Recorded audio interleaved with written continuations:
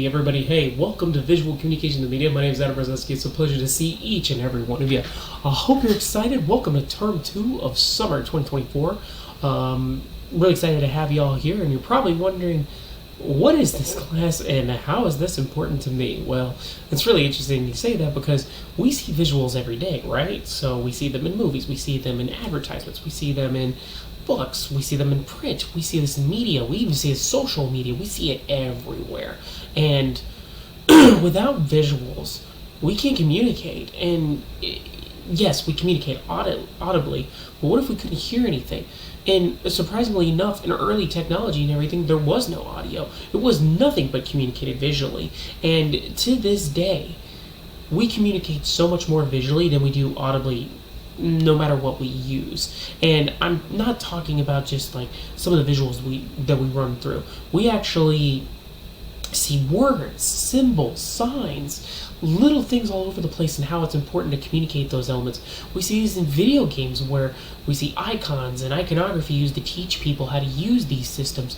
We see this in software, and it's only going to increase even further with how technology evolves in the different mediums that we have, and especially with how we communicate today. We even find ways to use symbols, memes, and GIFs to communicate without even having to use words anymore, surprisingly enough. And this just shows the power of how visuals are important.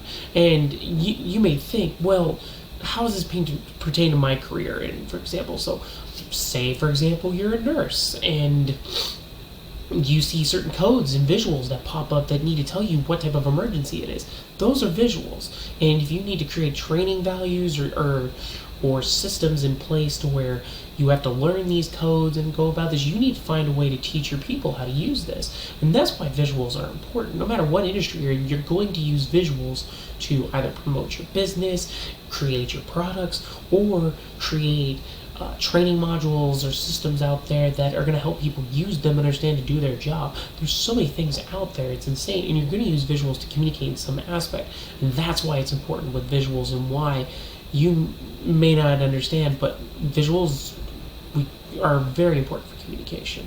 And that's what we're going to talk about. We're going to have a ton of discussions, we're going to have a lot of open communication, and we're going to really get into some analysis. And I hope you're going to have a lot of fun this week. And so I just have 3 rules: learn, grow, and have fun. And so let's do that and let's get into it. But let's talk about it a little bit and go from there. So again, my name is Adam Brzezinski. You don't need to worry about my last name. You can just call me Adam, and that's fine.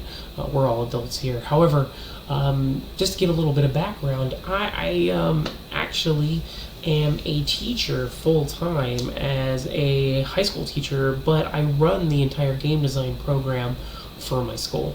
And I also am a college teacher, which I teach at Rasmussen in Full Sail adjunct-wise, and I'm also a project manager. So I'm a project manager. I've been doing this for about 14, 15 years in the video game industry. I started off as a designer and a QA and a UX analyst, and I moved my way up to senior project manager, senior producers. So that's good. I decided to take some time and pass on some of my knowledge recently a little bit. Even though I've been doing this job, the teaching job, for 10 years here at Rasmussen almost, but I took a little part-time off and from the full-time work in the software field, and now I'm doing consultant work. So I'm making some passive income on the consultant side, and then I'm just teaching full-time just so I can enjoy my son and my daughter's last year as a senior, and my son's 2.5. So I feel like it's just a little bit easier to do this. But just a little bit of background on me.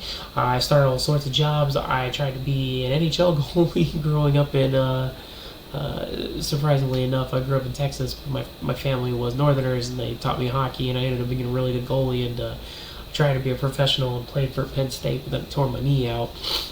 But I came back home, worked with the airlines with my dad, and did some leadership training and everything, some supervisor work, and then but I was a big video gamer.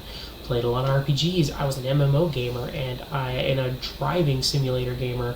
Some battle, like the only really shooter games I really played were like third-person shooters, and Battlefront 2 was always my favorite. The LucasArts one, not the one from EA, which luckily I didn't have to work on that one when I was there.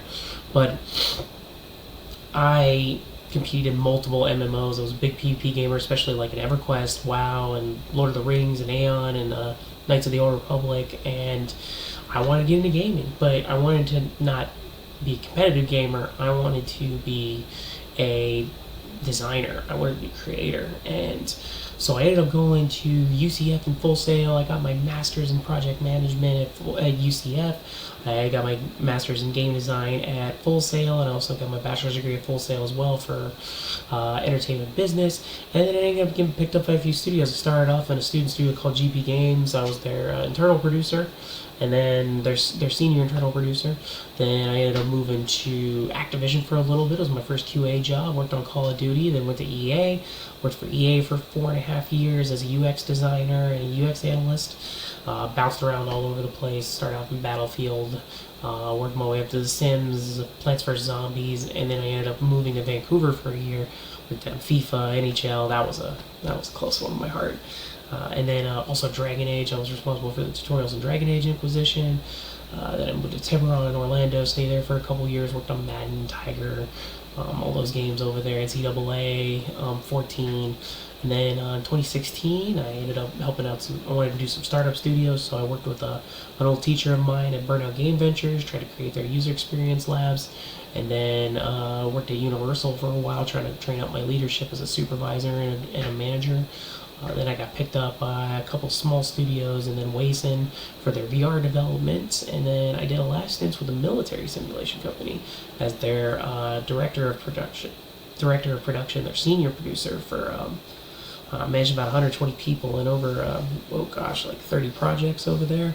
So bounced around a lot and done a lot of things, and was managing a team of about 7 project managers as well and assistants. So that was a fun time. So, but now I'm teaching full time. Spend time with my family, done the things, and so I get to pass on some knowledge. It'll be cool.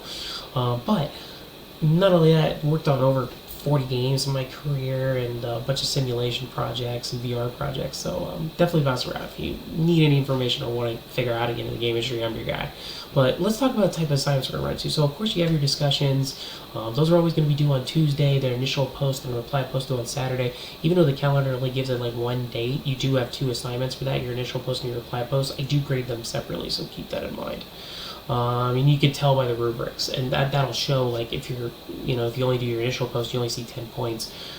That's the reason why you didn't do your reply post and go from there. But the final day to turn in any discussions or anything will always be due September 13th. That'll be into week 6. The only differences with the due dates is, except for week 1, since we start on a Wednesday, your week 1 is going to be on Saturday. So your initial post and your reply post, and that would be great. We also have written assignments. Those are going to be some analytical papers that we're going to do when we analyze some visuals and why they're important overall. Those are always going to be due Sunday.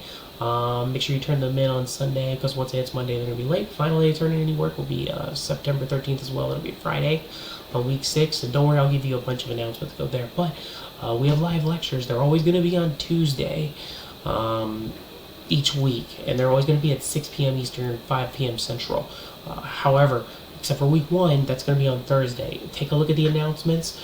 There's a link already for where to go on Teams and everything from that for your week 1 live lecture, and it gives a time and everything for that. So 6 p.m. Eastern, 5 p.m. Central on Thursday, but after that it's going to be every Tuesday. But I know everybody's busy. I mean, I got 3 jobs myself. I got kids. I know other people have kids and a lot of other things they have to do and everything with this. So what if I miss a lecture? Well, I got recordings. I post a recording the next day after that in the morning. Please take a look at that and go from there. And make sure you just turn in your live lecture assignment by Sunday, because I grade your live lecture assignments as your attendance. So if you miss a live lecture, you get hit for your attendance on that. So keep that in mind. Also, there are 5 points for a lecture, and they're pass-fail. If you don't complete the assignment by the end of the week, since they're tied by attendance, or if you don't communicate with me, it's going to be an automatic 0. So keep that in mind. And I'll show you how to do the live lectures on lecture on Thursday, so this week. So keep that in mind. So if you want to take a look at it and know about this, how to complete my lecture assignments, I'll show you on Thursday. I'll also go over all the written assignments and the discussion assignments. I like going over the assignments in class because I'm not there in person to help you out, so I like giving examples and how to go this so you know what I'm looking for. That's the big deal. But other than that, just keep in mind class expectations. Late assignments are 5% each day. Once you get to 7 days, they turn to a 0. Just make sure, let me know. The big thing is just communicate with me. If you're going to be late, or you're going to miss anything, or you're going to have any problems or anything from this, or you're not going to make an assignment, or if you have an emergency and you're 2 days later, so just contact me. Just don't wait till the last day and just tell me, oh, can we do like 6 weeks of work and everything. That will really be hard. So just do yourself a favor. Make sure you just contact me ahead of time. We can work on a schedule. I will help you. Like, just as long as you communicate with me, I'm all set for that. Also, we have a lot of like feedback we give on our discussion posts, so be courteous, respectful, be thorough. I ask for about 2 paragraphs per post, including 4 paragraphs each assignment for your reply and your initial post. I want y'all to engage, and that's a big thing for me. But other than that, just have 2 rules: just discover and have fun. And that's all I got. But hope to see everybody for Thursday. If you have any questions, comments, concerns, let me know. You're more than welcome to message me. Please check the announcements. But other than that, hope to see everybody for lecture. Take it easy. Thanks for being amazing. See you then. Bye bye.